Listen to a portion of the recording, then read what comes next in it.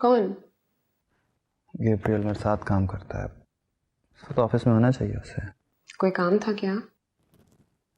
नहीं, ऐसे ही मिला रहा था। मैंने कहा अच्छा है कि बात कर लूँ, सब ये कहेंगे कि यहाँ आके सबको भूल ही गया, गायब भी हो गया जैसे। क्या सोच रही हो? कुछ नहीं। अम्मी याद आ रही है ना? नहीं सीरियसली, अगर तुम मिलने जाना चाह रही हो ना उनसे तो चली जाओ, बल्कि अपनी उस कज़न को भी बुला लेना। क्या नाम है उसका? बने मत, पता आपको वो कौन है? मैं क्यों बनूंगा यार, मैंने तो एक ही दफ़ा उसको देखा था तुम्हारी और नाजिया की मेहंदी पे डांस करते हुए। सबीहा। हाँ सबिया। और तुम्हें क्यों लगा कि मैं बन रहा हूँ? मैं समझी थी आप नाजिया की बात कर रहे हैं। नाजिया कौन है भाई? ऑफ कोर्स मुझे पता है नाजिया कौन है, मैं उसे कैसे भूल सकता हूँ।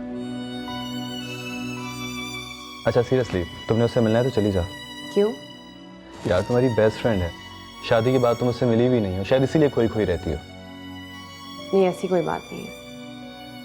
हाँ, अगर आप उससे मिलना चाहते हैं तो। मैं क्यों मिलना चाहूंगा उससे? हाँ, अगर तुम चाहती हो कि मैं कबाब में हड्डी बन जाऊं तो बन जाऊंगा। जाने तो चली जाओ, मैं अम्मी के पास रह लूंगा। सीरियसली। नहीं, मुझे नाजिया से नहीं मिलना। शाजिया जी? तुमने अगर मुझसे कुछ पूछना है तो पूछ लो। आप बता देंगे? हाँ पूछो। नहीं, बाज़ बातें ना कहीं जाएं तो शायद इसी में बेहतरी होती है। अब मैं आप पे एतबार करना चाहती हूँ।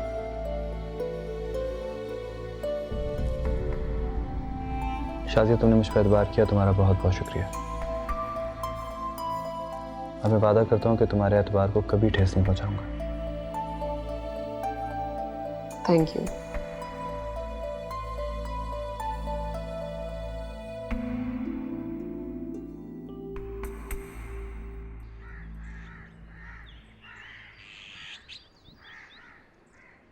मैंने तुम्हारे लिए कबाब बना के रखे थे, मैं लेकर आती। बैठे ना, आपसे बात करने के लिए मैंने ये अपनी बीवी को भेजा था उधर, और आपसे सारी बातें रह गई, आप मुझे खिलाए जा रही हैं उस वक्त। बेटा ऐसे नहीं कहते, इतनी प्यारी बच्ची है वो।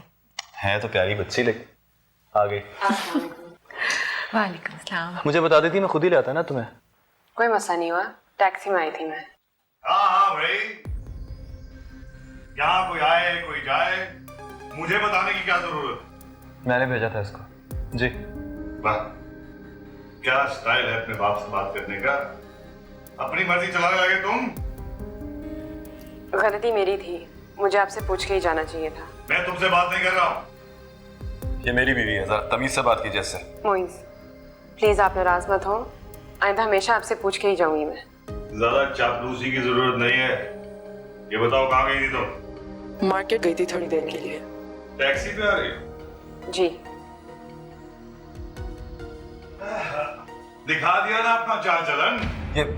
ये क्या बात कर रहे हैं आप? तुम चुप करो। सही कहते हैं, जैसा मर्द होता है उसको वैसी ही बीवी मिलती है। कहना क्या चाह रहे हैं आप? अब मेरा मुंह मत खुलवाओ। हाय, कितनी कोशिश की कि किसी शरीफ खानदान की बहू ले आओ, मगर तुम्हारी किस्मत में सिर्फ टैक्सी में बैठने वाली और होटल से निकलने वाली लिखी है। ताव मत खाओ, सब जानता हूं मैं तुझे।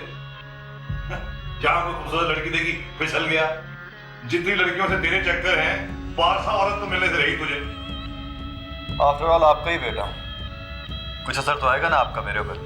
हाँ, ये कैसे पता कि तू मेरा बेटा है? हो सकता है ना। मेरी माँ को गाली दी ना तो। ज्यादा जोर से बात मत करो, मेरे टुकड़ों में पल रहा है तू। अगर बहुत इज्जत का ख्याल है तुझे अपनी, चला जा यहाँ से। चला जाऊंगा। और एक बात, अपनी माँ को यहाँ से साथ लेके जाऊंगा, समझ आई आपको? माँ को साथ ले जाऊंगा, इस ख्वाब में मत रहना, समझ आई? 25,000 सिक्का राजुल बात इसकी हथेली पे रख के लाया हूं मैं। तुम चलो।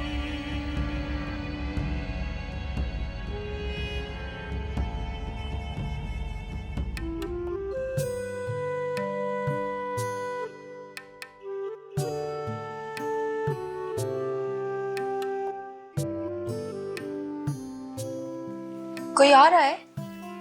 हाँ, वो रजिया आ रही है अपनी बहू को लेकर भिजवाने के लिए। तौबा है, शादी क्या की, जैसे सर से बोझ ही उतारा है। भाई बड़ी चालाक औरत है। अभी तो मुझे डिनर सेट भी निकालना है। मैं आपकी मदद करूं?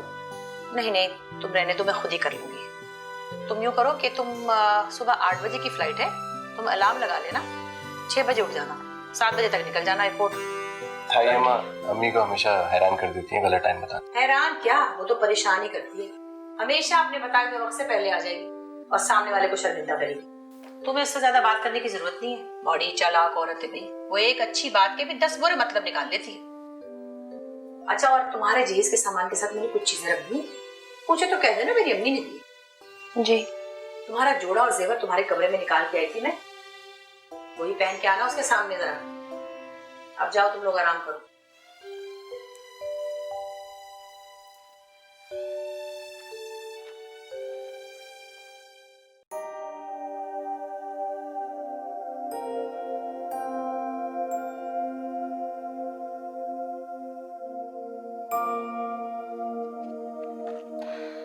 अम्मी अगर किसी को इम्प्रेस करना चाहती हैं तो वो है ताई अम्मी। पूरे खानदान में वो किसी को खातिर में नहीं लाती हैं सिवाय उनके। इतनी अच्छी लगती है उन्हें? अच्छी, नफरत करती हैं उनसे, और ये नफरत उनकी शादी से ही शुरू हो गई थी। उस वक्त ताई अम्मी भी नई नई दुल्हन बन के आई थी। उन्होंने किसी से ये कह दिया कि अम्मी ने जो जेवर पहना हुआ है वो उनके घर के नौकर पहनते हैं, और ऑब्वियसली अम्मी को ये बात बुरी लगी। लेकिन तुम अम्मी को ये मत कहना कि मैंने तुम्हें ये सब कुछ बताया। क्या है कि मेरे नाना जो है वो ज्यादा पैसे वाले नहीं थे, तो इतना कुछ दे नहीं सकते थे। और ताई अम्मी अमीर थी? कहती तो हैं, और ये कोल्ड वॉर पिछले 30 सालों से इसी तरह चलती आ रही है। इस घर में जो भी चीज आती है वो इसलिए नहीं आती है कि वो अम्मी को पसंद है, बल्कि इसलिए आती है कि वो ताई अम्मी को दिखा सके। और मुझे तो ये भी लगता है कि अम्मी ने तुम्हें मेरे लिए चूज इसलिए किया है कि वो तुम्हें उन्हें दिखा सके। क्या? ये बात तुम्हें जाहिर नजर नहीं आ रही? लेकिन मेरे शौक, मेरी सोचें।